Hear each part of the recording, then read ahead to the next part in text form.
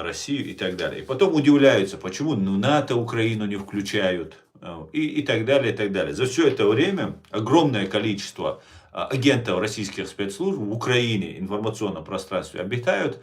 И когда мы говорим, что там обитают вот эта вся агентура, на нас смотрят и говорят, вы там нам завидуете, что ли, или, и так далее. Но я хочу вам рассказать очередной акт предательства и акт капитуляции Ахмеда Закаева перед Россией, который произошел в 2002 году.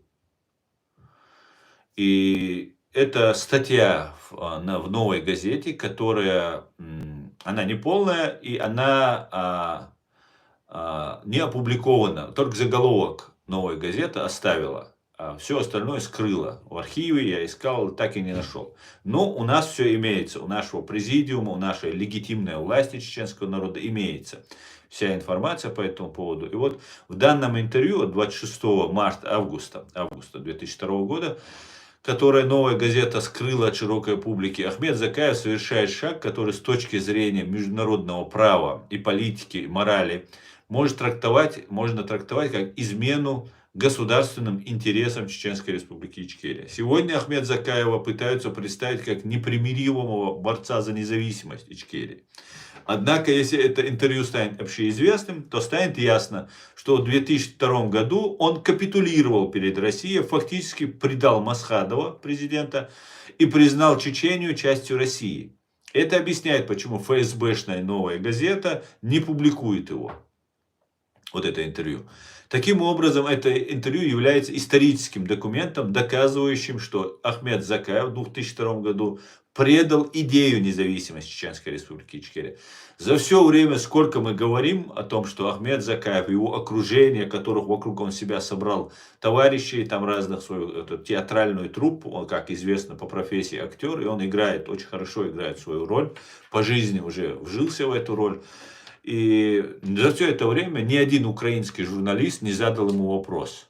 Ни один украинский пропагандист не задал вопрос, почему он там сидит, Аслан Арцуев, председатель правозащитной ассоциации. Сидят там другие люди, очень уважаемые люди, представляющие Ичкерию, соратники Джохара Дудаева, там Алла Дудаева, вдова Джохара Дудаева, соратники в лице Аяда Идигова, других людей, говорят, пишут, доказательства, факты, документы. Ноль. В Украине ноль просто журналистов, которые задал вопрос. Ноль граждан, которые сказали бы, возмутились, почему вы нам эту консерву нам сюда засылаете, с какой целью. Очень странное это поведение. Ну давайте вот я вам сейчас зачитаю интервью, и вы сами поймете, кто такой Ахмед Закаев. Это только один эпизод, один всего лишь эпизод. «Война, которую мы проиграли», называется статья. Ахмед Закаев, беда россиян сегодня, им не хочется знать правду.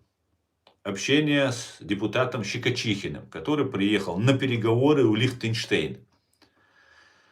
Ахмед Щекочихин, вас упрекают все время, что Масхадов не может сесть с Кадыровым за стол переговоров. Закаев. Да, не сядем мы с ним за стол переговоров. Зачем садиться за стол переговоров с человеком, пытаться с ним о чем-то договориться, когда у него есть хозяин? Щекочихин. Я знаю, у вас была достигнута договоренность с Казанцевым не обнародовать до поры до времени детали ваших переговоров. Но об одном, мне кажется, сказать необходимо. Чеченская сторона выдвинула идею прямого президентского правления в Чечне, то есть правление личного представителя Владимира Путина. Закаев. Об этом, я думаю, сказать необходимо. Прямое президентское правление необходимо хотя бы на этот сегодняшний период, когда в Чечне не действуют никакие законы. Ни российские, ни международные, только беспредел. Мы, кстати, интересовались, кто же отвечает сегодня за все. Если Россия считает, что на территории Чечни проживают ее граждане, и что Чечня часть федерации, то необходимо, чтобы был хоть какой-то контроль со стороны центра, чтобы было известно, кто конкретно несет ответственность за все происходящее там. Вот такого человека сегодня просто есть. Но есть же Путин. Просто нет. Но есть же Путин. Юрий Щекочихин, наш специальный корреспондент, Лихтенштейн, Москва, 26 августа 2020